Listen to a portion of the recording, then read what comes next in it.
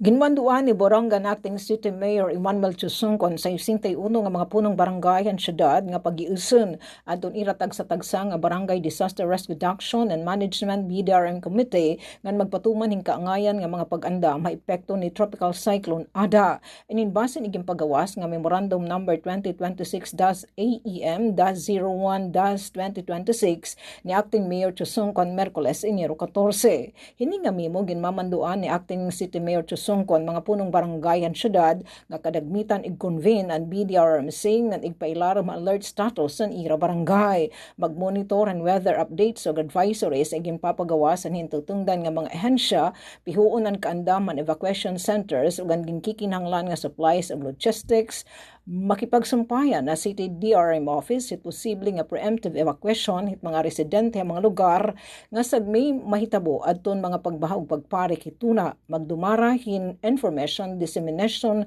apag siguro nga adton mga komunidad maaram nga preparado agud mapiho nga talwas sa anuman nga mga peligro tungod hini nga Teddy Ada ngan magsubmitar hin situational reports ug updates sa SIDRIM Operation Centers hingging kikinahanglan. Gilalauman pa ni Acting Mayor Chusungkon kadagmitan og gulos nga kooperasyon han mga kapitan agud mapiho ang seguridad ug kaandaman nga tanan nga mga barangay han syudad. Samtay ginpailarom na liwat ang red alert status iton Borongan City Disaster Risk Reduction and Management Operation Centers tungod kan Tropical Depression Ada. Basin han iging pagawas nga Memorandum number BCDRMO-2026-00132 ni SIDRIM Officer Engineer Jaime Voces. Para sa Bagong Pilipinas, Sok Aberia, Radyo Pilipinas, Radyo Publiko, Borongan.